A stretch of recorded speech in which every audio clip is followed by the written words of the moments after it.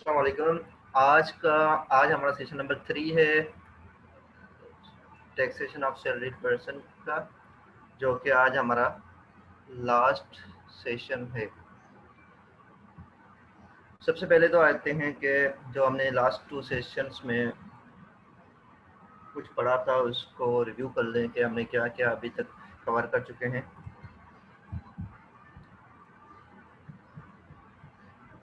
हमने शुरू में किया था टैक्स से कि टैक्स क्या होता है। इसके फिर 2 टाइप्स हैं, कैटेगरीज हैं, डायरेक्ट टैक्स और इनडायरेक्ट टैक्स। फिर हमने देखा था कि टैक्स ईयर क्या होता है, उसमें स्पेशली नॉर्मल टैक्स क्या होता है, क्योंकि सैलरीड पर्सन के रिलेवेंट ये नॉर्मल टैक्स ईयर है जो 1 जुलाई से शुरू होता है और 30 जून तक खत्म होता है। तो पर्सन की डेफिनेशन देखी थी, इसमें कौन कौन आता है, तो जितने भी पर्सन है वो सारी इस डेफिनेशन में कवर हो जाते हैं। फिर इनकम टैक्स जो है वो इनकम जितनी भी होती है वो किन एरियाज़ के गिर्द घूम रही होती है। वो 5 एरियाज़ हैं। आपकी कोई भी इनकम होगी तो वो इन 5 हेड में से किसी न किसी हेड में हो रही होगी, या तो वो सैलरी इनकम होगी, इनकम फ्रॉम प्रॉपर्टी होगी, इनकम फ्रॉम बिजनेस होगी, या कैपिटल गेन्स होगा। अगर चारों में कहीं नहीं हो तो फिर इनकम फ्रॉम अदर सोर्सेज में आ जाता है। फिर हमने ये देखा था कि जो रेजिडेंट पर्सन होगा उसकी पाकिस्तान सोर्स इनकम और फॉरेन सोर्स इनकम दोनों टैक्सेबल हैं सब्जेक्ट टू टैक्स ट्रीटी, और जो नॉन रेजिडेंट पर्सन होगा उसकी सिर्फ पाकिस्तान सोर्स इनकम टैक्सेबल है सब्जेक्ट टू टैक्स ट्रीटी। फिर रेजिडेंट की डेफिनेशन देखी थी कि जिसका स्टेप मोर देन 183 डेज हो वो रेजिडेंट है। अगर 183 डेज से कम है, 120 डेज से ज़्यादा है, तो फिर हम देखते हैं कि लास्ट 4 ईयर्स में इसका कितने दिन स्टे था। अगर 365 डेज से ज़्यादा स्टे था तो रेजिडेंट है, अदरवाइज वो नॉन रेजिडेंट हो जाता है। और जो गवर्नमेंट एम्प्लॉई अगर बाहर पोस्टेड है तो वो रेजिडेंट की डेफिनेशन में आ जाता है।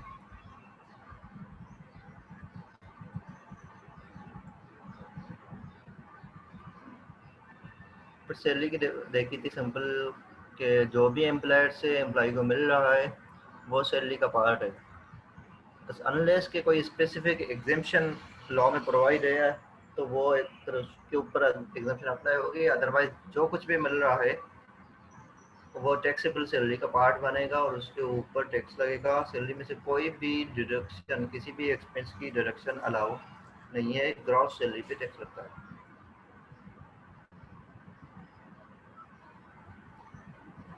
सैलरी जो है वो रिसिट बेसिस पे टैक्सेबल है, और रिसिट क्या होती है उसकी हमने डेफिनेशन कवर की थी। फिर परचेज क्या होता है, इसमें हमने सारी चीज़ों को डिस्कस कर लिया था कि मोटर व्हीकल का हवाले से डिस्कस किया था। फिर हाउस जो सर्विस हाउस कीपर है, ड्राइवर, गार्डनर, जो वो क्योंकि एक्चुअल में सैलरी पे हो रही होती है तो वो जो भी अमाउंट एम्प्लॉयर पे कर रहा होता है वो सैलरी का पार्ट बनेगा। यूटिलिटीज़ का जो भी एक्चुअल अमाउंट पेमेंट हो रही है वो पार्ट बनेगी। इसी तरह कोई ऑब्लिगेशन वेव ऑफ हो रही है, जो भी एक्चुअल अमाउंट होगा। इसी तरह कोई ऑब्लिगेशन एम्प्लॉयर पे कर रहा है तो उसका भी जो भी एक्चुअल अमाउंट होगा। इसी तरह हाउसिंग और अकोमोडेशन का जो है उसको भी हमने कवर किया था। पर अदर देन इसके अलावा और कोई प्रॉपर्टी वगैरह है तो उसको भी हमने कवर किया था। फिर लोन अगर एम्प्लॉय लेता है वो रिड्यूस रेट पे है या इंटरेस्ट फ्री है तो उसकी क्या ट्रीटमेंट होती है वो भी हमने डिस्कस किया था। कन्वेंस को अगर थोड़ा सा रिवाइज कर लें कि अगर वो गाड़ी जो है वो बिजनेस यूज़ के लिए है तो फिर कोई भी अमाउंट सैलरी का पार्ट नहीं बनता। अगर वो पर्सनल यूज़ के लिए सिर्फ तो 10% of the cost of vehicle, और अगर वो ऑफ पर्सनल प्लस ऑफिशियल दोनों यूज़ के लिए तो 5% of the cost of vehicle salary का पार्ट बनेगा। फिर अकोमोडेशन में जो है वो देखेंगे कि अगर एम्प्लॉय को अकोमोडेशन प्रोवाइड न कर होती है तो फिर एम्प्लॉयर उसको क्या पे करता, वो अमाउंट उसको कंपेयर करते हैं 45% ऑफ द बेसिक सैलरी। तो अगर वो अमाउंट 45% से कम होता है तो फिर 45% ऑफ बेसिक सैलरी लेते, और अगर वो amount 45% of the basic salary से ज़्यादा होता है तो फिर एक्चुअल अमाउंट लेते। बाकी जो एसेट्स हैं उसका देखेंगे कि जो एम्प्लॉयर ने अगर वो परचेज किए हुए और उसका जो डेप्रिसिएशन चार्ज करता है तो जो अमाउंट डेप्रिसिएशन का चार्ज करता है वो सैलरी का टैक्स सैलरी का पार्ट बनेगा। और अगर वो रेंट पे लिया हुआ है तो जो रेंटल वैल्यू जो है, रेंटल अमाउंट जो एम्प्लॉयर पे करता है वो सैलरी का पार्ट बनेगा। फिर मेडिकल का हमने डिस्कस किया था कि मेडिकल अलाउंस जो है वो up to 10% of basic salary exempt है।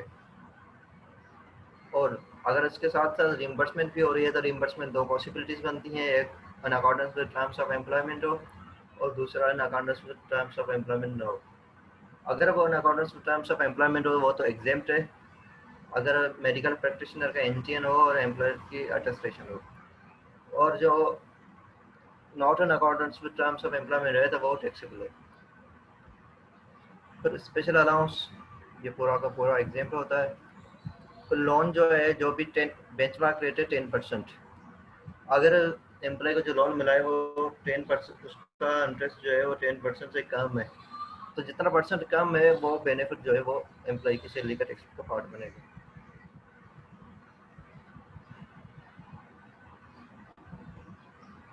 फिर कुछ ऐसी चीज़ होती है जो एम्प्लॉयर को जो है वो एडिशनल कॉस्ट बेयरिंग करनी पड़ी थी, तो वो जो है वो एग्जाम्प्ट होगी। जैसे होटल रेस्टोरेंट अपने एम्प्लॉयज़ को फ्री या सब्सिडाइज फूड प्रोवाइड करते हैं, एजुकेशनल इंस्टीट्यूट जो है वो फ्री या सब्सिडाइज एजुकेशन प्रोवाइड करते हैं, या हॉस्पिटल्स जो है वो फ्री या सब्सिडाइज मेडिकल ट्रीटमेंट प्रोवाइड करते हैं।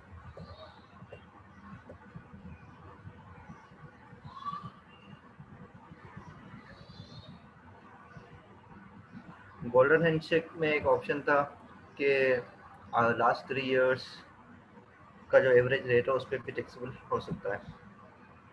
और फिर हमने एक बेसिक चीज़ पढ़ी थी कि सैलरी जो है रिसिप्ट बेसिस पे टैक्सेबल है। तो दो कंडीशन ऐसी हैं उसमें, वो एरियर्स में यानी कि एक्चुअल बेसिस में भी वो टैक्सेबल हो सकती है। फिर ये सैलरीज के रेट्स हैं। उसके बाद हमने एक कॉन्सेप्ट डिस्कस किया था टैक्स ऑन टैक्स का, कि हम ग्रॉस अप कर लेते हैं, जो भी अमाउंट होगा वो टैक्स का अमाउंट सैलरी का पार्ट बनेगा। फिर पाकिस्तान सोर्स इनकम क्या होती है कि अगर पाकिस्तान में कोई एम्प्लॉयमेंट एक्सरसाइज हुई हो, अब उसकी सैलरी कहीं पे भी पे हो रही हो तो वो पाकिस्तान सोर्स इनकम होगी। इसी तरह अगर पाकिस्तान गवर्नमेंट ऑफ पाकिस्तान का कोई एम्प्लॉई हो मगर उसको बाहर पहुंच किया हो और सैलरी गवर्नमेंट ऑफ पाकिस्तान पे कर रही हो तो वो भी पाकिस्तान सोर्स इनकम होगी। पर जो लॉ में एक्चुअल डेफिनेशन गिवन है सैलरी की, उसको हमने देखा था, एक लंबी सी डेफिनेशन गिवन है। फिर रिटायरमेंट बेनिफिट्स पे आ गए थे हम कि अगर पेंशन है तो वो एग्जेम्प्ट है, कंप्यूटेशन पेंशन हो तो फिर वो उसमें एग्जेम्पशन कब कितनी है कि अगर वो अप्रूव्ड हो टैक्स डिपार्टमेंट से तो फुली एग्जेम्प्ट है, अगर वो अप्रूव नहीं है तो 75,000 या 50% ऑफ द अमाउंट, पेंशन का जो अमाउंट है इसका 50% और 75,000 जो भी लोअर हो वो एग्जेम्प्ट है, रिमेनिंग जो है वो टैक्सेबल हो जाएगा। इसी तरह ग्रेजुटी में है कि ग्रेजुटी फंड, इसमें दो पॉसिबिलिटीज़ है, अगर या तो ग्रेजुटी फंड होगा या ग्रेजुटी स्कीम होगी। अगर ग्रेजुटी फंड है वो फुली अप्रूव्ड है तो वो फुली एग्जेम्प्ट है। इसी तरह अप्रूव्ड ग्रेजुटी स्कीम है तो 3 लाख रुपए तक अमाउंट जो है वो एग्जेम्प्ट है। इसी तरह अगर स्कीम या फंड जो है वो अनअप्रूव्ड है तो फिर उसमें लिमिट है कि 75,000 या 50% ऑफ द अमाउंट जो है उसमें से जो लोअर होगा वो एग्जेम्प्ट है। फिर हमने प्रोविडेंट फंड को डिस्कस किया था कि इसकी भी दो टाइप्स होते हैं, रिकॉग्नाइज होता है, एक अनरिकॉग्नाइज होता है। अनरिकॉग्नाइज प्रोविडेंट फंड जो होता है उसका जो उसमें जो एम्प्लॉय की कंट्रीब्यूशन और इंटरेस्ट जो फंड में जमा हो रहा होता है वो जब रिसीव होगा, एम्प्लॉय को रिसीव होगा उस टाइम पे उस पर पूरा टैक्स लगेगा। और रिकॉग्नाइज प्रोविडेंट फंड होता है उसमें कुछ लिमिट्स है, उस लिमिट से एनुअल बेसिस पे अगर कोई एक्सीड अमाउंट हो जाए तो फिर वो एनुअल बेसिस पे टैक्सेबल सैलरी का पार्ट बनेगा। और वो लिमिट्स ये हैं कि 150,000 या 10% of the basic plus dearness allowance, इसमें से लोअर होगा उस लिमिट तक एग्जाम्प्ट है, उससे एक्सीड करेगा तो टैक्सेबल हो जाएगा। इसी तरह इंटरेस्ट का जो अमाउंट है लोअर ऑफ 16% इंटरेस्ट रेट और 1/3 of the basic plus dearness allowance, तो उसमें लोअर जो होगा उस लिमिट तक एग्जाम्प्ट है और उससे एक्सीड कर गया तो वो टैक्सेबल हो जाएगा। फिर हमने एक एग्जाम्पल भी किया था उस पर। फिर ये विदहोल्डिंग टैक्स, ये सेक्शन 149 है कि जो भी बंदा सैलरी पे कर रहा है उसके ऊपर ये रिस्पॉन्सिबिलिटी है कि वो जो भी सैलरी पे कर रहा है उसके ऊपर अगर टैक्स एप्लीकेबल है तो वो टैक्स विदहोल्ड करेगा। टैक्सेबल सैलरी की जो लिमिट है वो 6 लाख रुपए है। अगर सैलरी 6 लाख रुपए यानी कि 50,000 पर मंथ से ज़्यादा है तो एम्प्लॉयर जो है वो टैक्स डिडक्ट करेगा एम्प्लॉय का और वो एफपीआर में जमा करवाएगा। फिर हमने देखा था कि कोई फुल टाइम टीचर है तो उसकी जो सैलरी के ऊपर जो टैक्स अप्लाई हो रहा है उसका 25% टैक्स लाइबिलिटी वेव हो जाएगी। उसको अलाउंस मिलेगी, बाकी 75% जो टैक्स लाइबिलिटी है वो पे करनी पड़ेगी। ये सारी चीज़ें थी सैलरीज के रिलेटेड।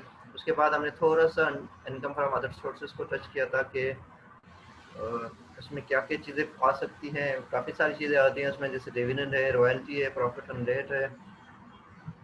इसी तरह कोई अनएक्सप्लेन इनकम हो, आपके बैंक में पैसे आ रहे हो और आप एक्सप्लेन ना कर पा रहे हो कि पैसे कहाँ से आ रहे हैं, तो वो भी इनकम फ्रॉम अदर सोर्स में ट्रीट हो जाते हैं। इसी तरह अगर कोई कैश में ट्रांजेक्शन हो रही है, आप किसी से लोन ले रहे हैं और कैश में ले रहे हैं, तो जिसने लोन लिया उसके लिए वो as amount income from other source consider की जाएगी।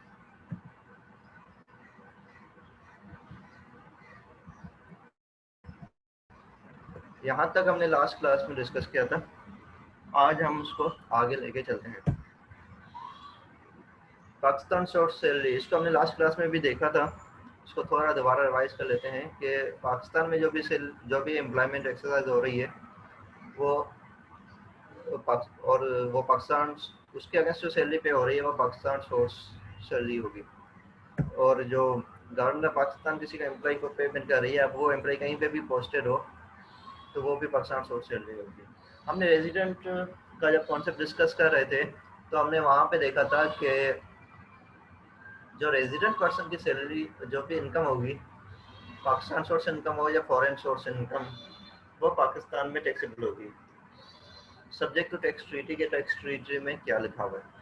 अगर कोई भी टैक्स ट्रीटी नहीं हो या टैक्स ट्रीटी हो मगर लॉ में कुछ इससे हायर सैलरी पर्सन के लिए कि उसमें कुछ एग्जाम्पशन दी हुई है, अब वो ऑर्डिनेंस में गिवन है, अब वहाँ टैक्स ट्रीटी की तरफ पर जाने की ज़रूरत ही नहीं पड़ेगी अगर ये वाली कंडीशन आ गई तो। जैसे फॉरेन शॉर्ट सैलरी है, हम क्योंकि सैलरी के बारे में डिस्कस करें तो यहाँ पे भी हम सैलरी की चीज़ें डिस्कस करेंगे कि फॉरेन शॉर्ट सैलरी है किसी की, वो रेजिडेंट पर्सन है मगर उसको फॉरेन शॉर्ट सैलरी अर्न कर, तो अगर जो उसका एम्प्लॉयर है उसने वहाँ पे उसका टैक्स डिडक्ट करके टैक्स अथॉरिटीज़ को जमा करवा दिया है, या जो एम्प्लॉय है उसको जो भी सैलरी थी उसने अपने जहाँ जिस कंट्री से सैलरी अर्न की थी उस कंट्री में अपना टैक्स पे कर दिया है, तो फिर उस फॉरेन शॉर्ट सैलरी पे पाकिस्तान में टैक्स नहीं लगेगा।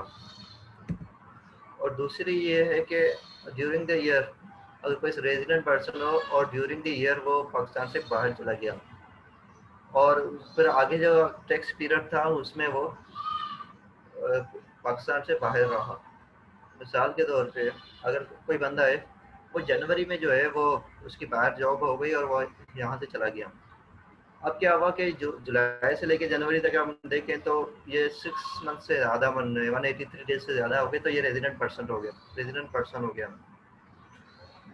अब वहाँ पे बाहर गया, उसने वहाँ पे जॉब की तो 5 महीने तकरीबन उसने बाहर जॉब की, तो वहाँ पे उसकी फॉरेन सोर्स सैलरी पे अर्न हो गई। अब ये रेजिडेंट पर्सन है तो इसको तो अब Pakistan source income plus foreign source income दोनों पे पाकिस्तान में टैक्स देना है। तो यहाँ पे लिखा हुआ है कि अगर वो ड्यूरिंग द ईयर गया और वो उस टैक्स पीरियड में बाहर ही था, यानी जनवरी में गया, अब जून 30 जून को जो है वो बाहर ही था, पाकिस्तान वापस नहीं आया उस टैक्स ईयर में, तो फिर उस बंदे की भी फॉरेन सोर्स सैलरी जो होगी वो एग्जेम्प्ट हो जाएगी, इस पर कोई टैक्स नहीं लगेगा, सिर्फ पाकिस्तान सोर्स इनकम पे उसको टैक्स देना पड़ेगा।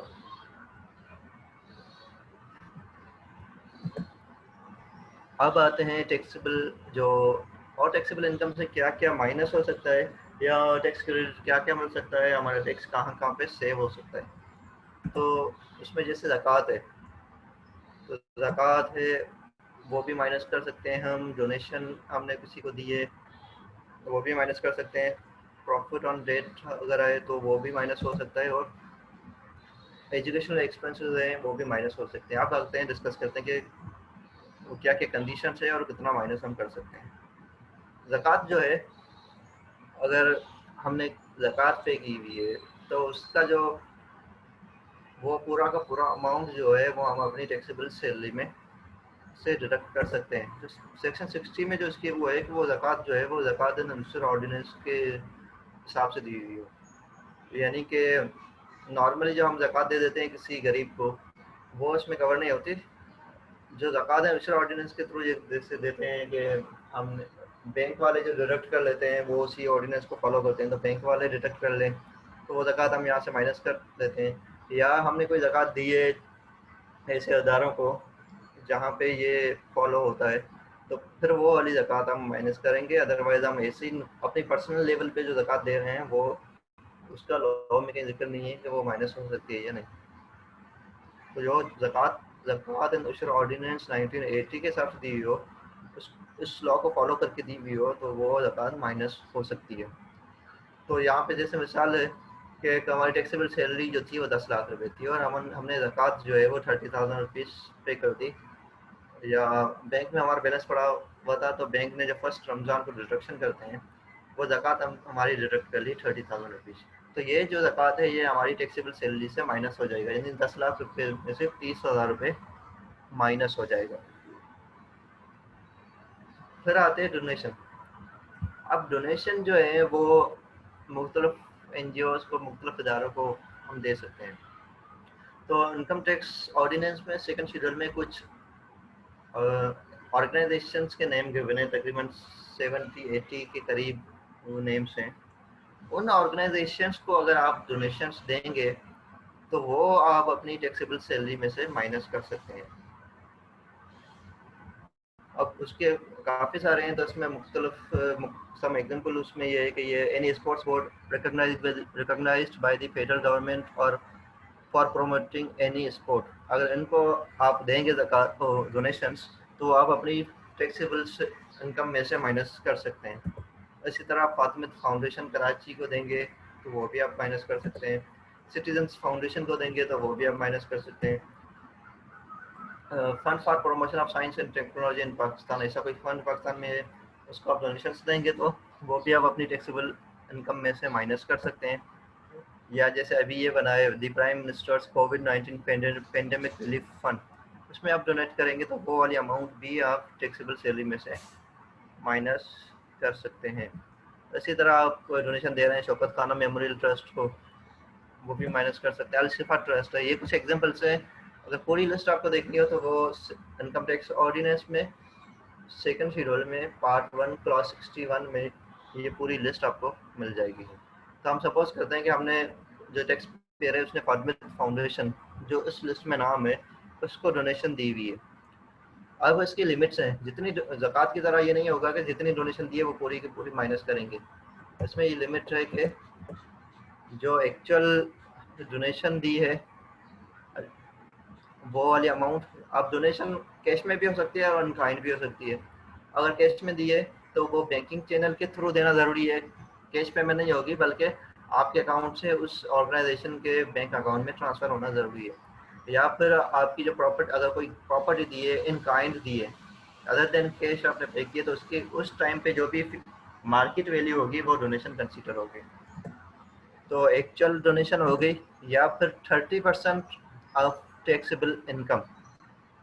अगर इंडिविजुअल और AOP है उसके लिए लिमिट 30% है, अगर वो कंपनी है तो उसके लिए जो लिमिट है वो 20% है। तो हम क्योंकि इंडिविजुअल की बात करें तो हमारे लिए रेलेवेंट 30% ऑफ टैक्सेबल इनकम। इसमें से जो लोअर होगी वो amount as a deductible allowance होगा और वो हम अपने टैक्सेबल इनकम से माइनस कर सकते हैं। तो उसको इसी एग्जांपल को आगे लेके चलते हैं कि हमने 50,000 रुपये फातिमा फाउंडेशन को डोनेशन दी है। अब 50,000 का हम ये देखें कि अब एक्चुअल अमाउंट जो है वो 50,000 है, और 30% ऑफ द टैक्सेबल इनकम जो है वो 10 लाख रुपए है। इसका 30% निकालेंगे वो तो 3 लाख रुपए बनेगा। 3 लाख और 50,000 में जो लोअर है, क्या लोअर है? 50,000। तो 50,000 हम यहाँ से माइनस करेंगे।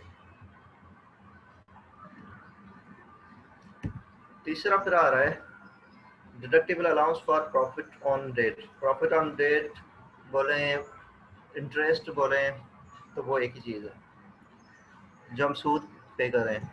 अगर आपने कहीं किसी बंदे ने, किसी इंडिविजुअल ने लोन लिया हुआ है किसी बैंक से या नॉन बैंकिंग फाइनेंशियल इंस्टीट्यूट से जो एसईसीपी रेगुलेट करता है, या किसी गवर्नमेंट से, लोकल गवर्नमेंट हो या कोई भी किसी और से लिया हो, किसी लिस्टेड कंपनी से लिया हो, और इस लोन का पर्पस जो हो वो घर परचेस करना हो या घर को कंस्ट्रक्ट करवाना हो, न्यू हाउस को कंस्ट्रक्ट करवाना हो या एक्वायर करना हो, तो उस लोन के अगेंस्ट जो भी इंटरेस्ट पे करेंगे वो वाला अमाउंट हम माइनस कर सकते हैं अपनी टैक्सेबल इनकम में से।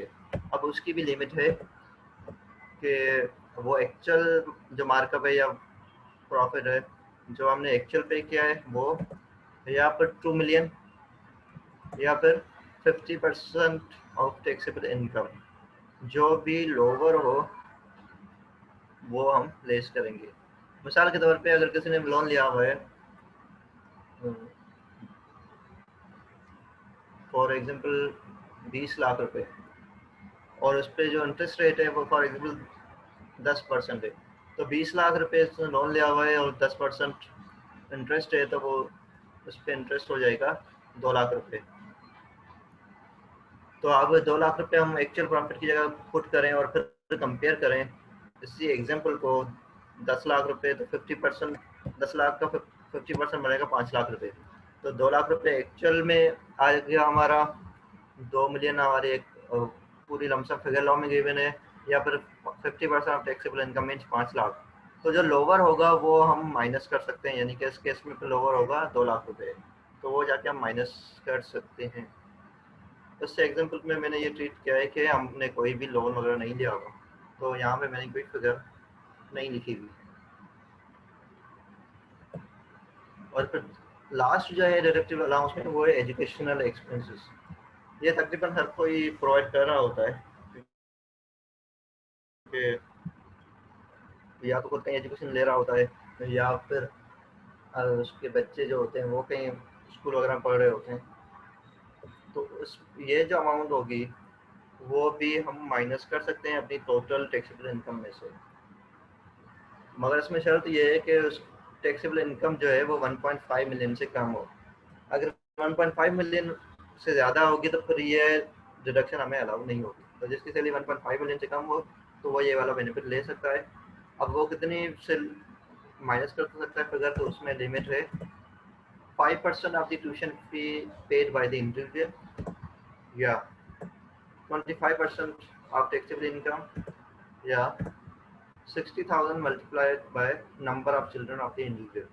अब मिसाल के तौर पे इस बंदे ने 3 लाख रुपए फीस पे की हुई है। अब उसको कितना अलाउ होगा एज अ डिडक्शन? कैलकुलेटर आप बताएं, आप बताएं कि 3 लाख रुपए सैलरी पे की हुई है, एजुकेशन फीस जो है वो पे की हुई है। अब ये कंडीशन, 3 लिमिट्स हैं, इसमें से जो लोअर होगी तो वो हम माइनस कर सकते हैं। तो 3 लाख का 5% निकालेंगे, जो भी अमाउंट आएगी इसको कंपेयर करेंगे 25% of taxable income. Taxable income जो है वो 10 लाख रुपए, या फिर अच्छा ये 3 लाख रुपए फीस है वो 2 बच्चों की है, तो 60,000 मल्टीप्लाई बाय 2 कर लेंगे तो 120,000 आ जाएगा। तो आप चेट में इसका आंसर लिखें, क्या आंसर आएगा, उसमें कितनी फिगर हम माइनस कर सकते हैं।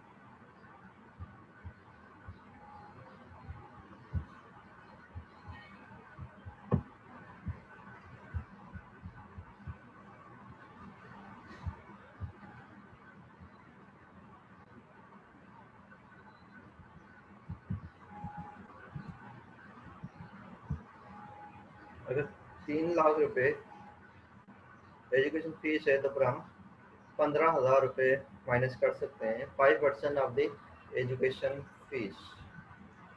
5% जो है वो 15,000 बनेंगे, 25% ऑफ टैक्सेबल इनकम जो है वो 2.5 लाख रुपये बनेंगे, और 60,000 मल्टीप्लाई 2 करेंगे तो 1,20,000। तो 15,000, 2.5 लाख, 1,20,000। जो लोअर है वो 15,000 है, तो 15,000 यहाँ से हम माइनस करेंगे तो हमारी टैक्सेबल इनकम आ जाएगी। उसके ऊपर हम टैक्स लगाएंगे। अब टैक्स रेट जो 6 लाख से ज़्यादा होता है तो 5% है। 6 लाख से 12 लाख रुपए तक का स्लैब है, इसलिए 5% टैक्स है। तो 9,05,000 में से 6 लाख माइनस करेंगे, 3,05,000, इसका हम 5% निकालेंगे तो हमारी टैक्स लाइबिलिटी हो गई 15,250 रुपये। यहाँ तक सबको क्लियर है? कोई क्वेश्चन है किसी को, कोई कंफ्यूजन है?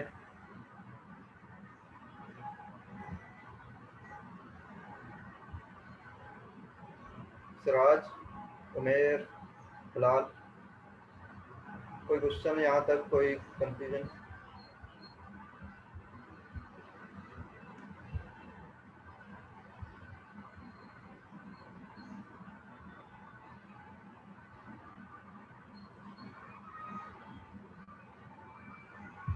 इंटरेस्ट वाला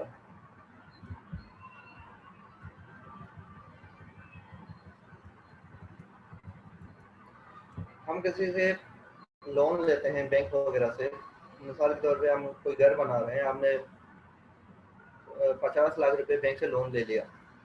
अब जब बैंक से लोन लिया घर बनाने के लिए या घर परचेस करने के लिए, तो बैंक वाले लोन पे इंटरेस्ट भी ले रहे होंगे।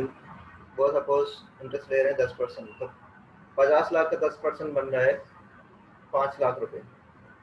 तो 5 लाख रुपए हम हर साल इंटरेस्ट दे रहे हैं। तो वो इंटरेस्ट का जो अमाउंट है वो हम अपनी टैक्सेबल इनकम में से माइनस कर सकते हैं। तो एक्चुअल में हमारा है 5 लाख रुपए। अब उसकी लिमिट है, उसको कंपेयर करेंगे 20 लाख रुपए से या फिर 50% ऑफ टैक्सेबल इनकम। तो 5 लाख रुपए, 20 लाख रुपए या 50% of the taxable income means के, ऐसे एग्जांपल में हम 10 लाख का 50% निकालेंगे 5 लाख रुपए। तो 5 लाख रुपए 20 लाख रुपए से में से लोअर कौन सी फिगर है? 5 लाख रुपए की। तो वो फिगर जो है हम यहाँ से माइनस कर सकते हैं। अब क्लियर है सिराज?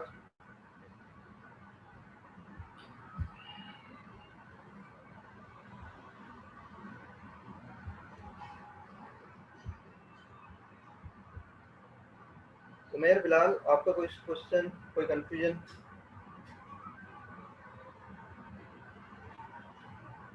मेरी आवाज़ आप तक पहुँच रही है?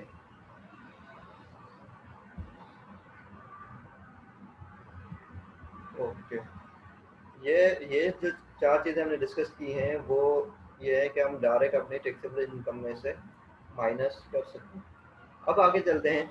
अब कुछ और चीज़ें हैं जो हम डायरेक्ट टैक्सेबल इनकम से माइनस तो नहीं कर सकते, मगर हम टैक्स लाइबिलिटी से कुछ अमाउंट माइनस कर सकते हैं। जैसे हमारी टैक्स लाइबिलिटी आ गई यहाँ पे 15,250 रुपये, ये टैक्स लाइबिलिटी हो गई। तो और क्या क्या चीज़ें हो सकती हैं जहाँ पे इस टैक्स लाइबिलिटी को भी हम कम कर सकें? तो वो ये है कि हम कोई डोनेशन दे रहे हैं अदर देन वो वाली जो हमने पीछे क्लॉज 61 में पढ़ी थी, उसको हम डोनेशन नहीं दे रहे, बल्कि उसके अलावा किसी और को दे रहे हैं, तो उसका भी हमें टैक्स क्रेडिट मिलेगा।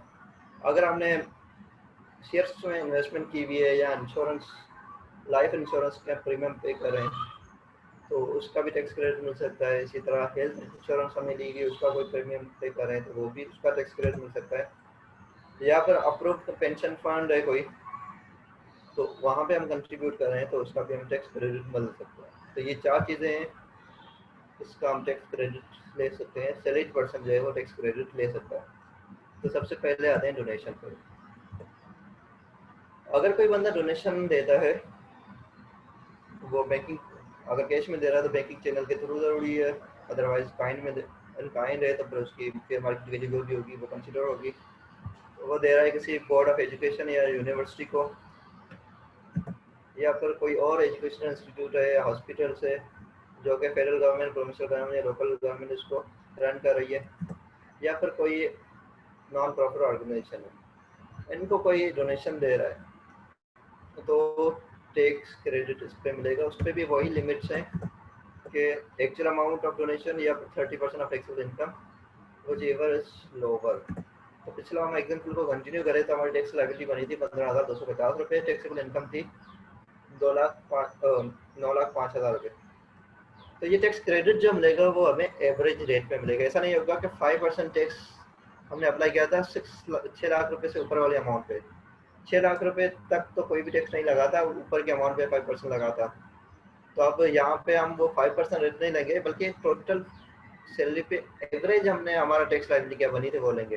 तो 15,250 को डिवाइड करेंगे 9,05,000 से, तो हमारा एक एवरेज रेट आ जाएगा 1.685। तो हमारा टोटल इनकम पे एवरेज टैक्स रेट लगा है वो 1.685 है। तो अब 20,000 रुपये डोनेशन दिए हमने, तो अब यहाँ पे तो वही लिमिट देखेंगे। एक्चुअली ये 30% ऑफ टैक्सेबल इनकम थी हमारी 9,05,000 रुपये। इसका 30% निकालेंगे, इसको कंपेयर करेंगे 20,000 से, तो जो लोअर होगा तो उस केस में लोअर जो है वो 20,000 रुपये। तो 20,000 को हम मल्टीप्लाई करेंगे 1.685% से, तो हमारा जो क्रेडिट आएगा वो 337 आएगा। फिर दूसरा है हमारा टैक्स क्रेडिट, और वो है tax credit for investment in shares and insurance.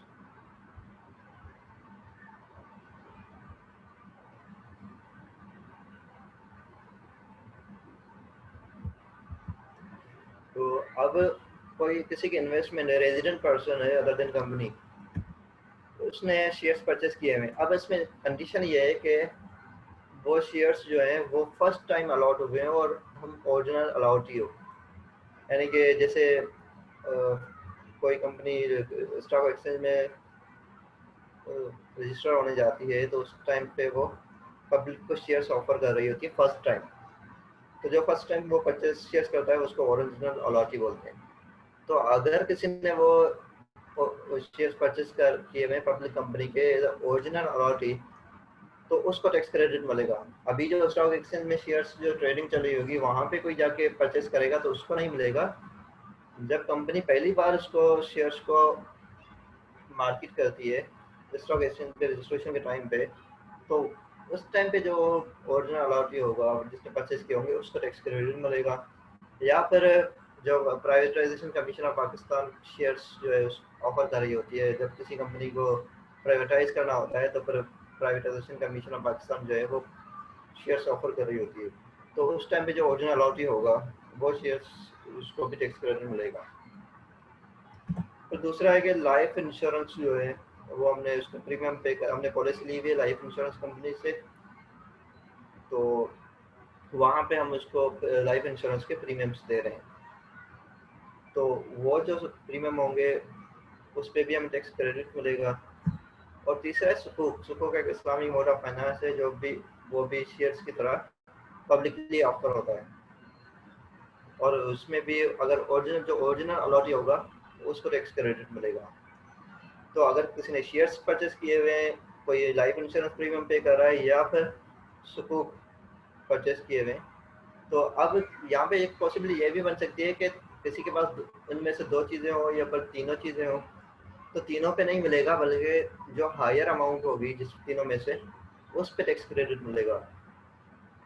और इसकी भी लिमिट है कि lower of actual cost of shares premium या सुकूक, या फिर 2 मिलियन, या फिर 20% of taxable income. For example हम शेयर्स परचेस किए हुए हैं 2 लाख रुपए के, तो एक्चुअल कॉस्ट 2 लाख रुपए, उसको कंपेयर करेंगे 20 लाख रुपए और 20% ऑफ टैक्सेबल इनकम। तो इस केस में जो हमारा केस चल रहा है उसमें 2 लाख रुपए लोअर आ रहा होगा, तो हम 2 लाख रुपए पे जाके 1.685% अप्लाई करेंगे, तो हमारी जो अमाउंट आएगी वो हम यहाँ से माइनस कर लेंगे।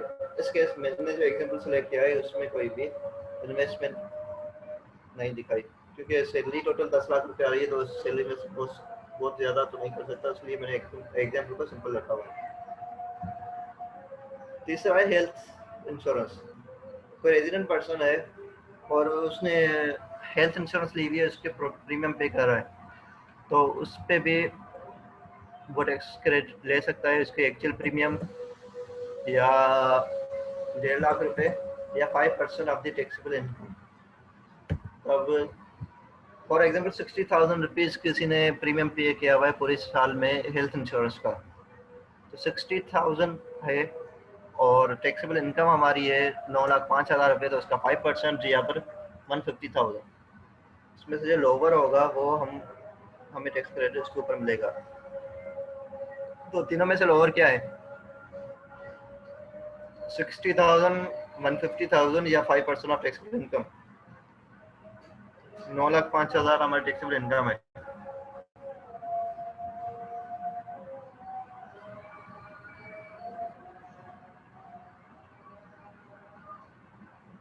आप कैलकुलेटर उठाएं, इस पर कैलकुलेट करें।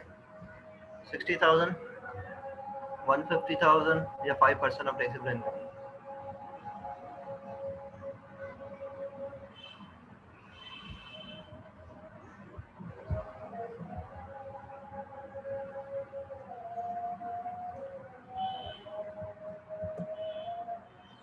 जो 60,000 है वो लोअर है। नहीं,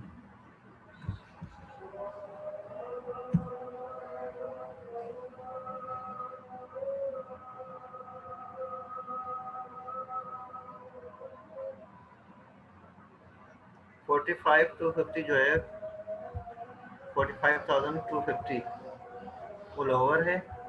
उसके ऊपर हम जब एवरेज रेट लगाएंगे 1.685% का, तो वो बनेगा 762। तो यहाँ पे जो हमें टैक्स क्रेडिट मिलेगा वो 762 रुपीज़ का टैक्स क्रेडिट मिलेगा।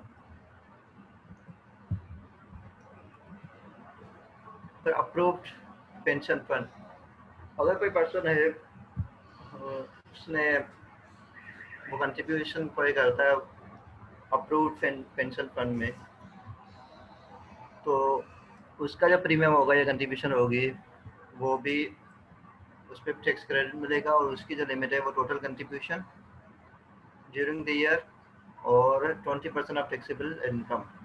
जो लोअर होगा तो उस पर हम एवरेज रेट अप्लाई करेंगे और उस पर हमें टैक्स क्रेडिट मिलेगा। इस एग्जांपल में मैंने इसको कोई भी अमाउंट नहीं रखी हुई, तो सिंपली जो हमारी 15,250 रुपये की टैक्स लाइबिलिटी थी, उसमें से डोनेशन का क्रेडिट मिला और हेल्थ इंश्योरेंस का क्रेडिट मिला, तो हमारी नेट टैक्स लाइबिलिटी जो अभी हमें पे करनी होगी वो 14,151 पे करनी होगी। तो ये टैक्स क्रेडिट जो है, हमारा टॉपिक खत्म हुआ टैक्स क्रेडिट का। जहाँ जहाँ पे हम टैक्स बचा सकते थे उसको हमने डिस्कस कर लिया है। अब नमाज का टाइम भी हो गया है, तो नमाज के बाद हम जो आयरस पे किस तरह एंजिन बनेगा या फायरिंग होती है वो देखेंगे। अभी नमाज का ब्रेक लेते हैं हम 15 मिनट का, और इसके साथ साथ एक कुछ प्रैक्टिस क्वेश्चन है वो भी मैं स्क्रीन यहाँ पे शेयर करता हूँ, तो वो भी ड्यूरिंग द ब्रेक इसको आप देख लें, सॉल्व कर लें।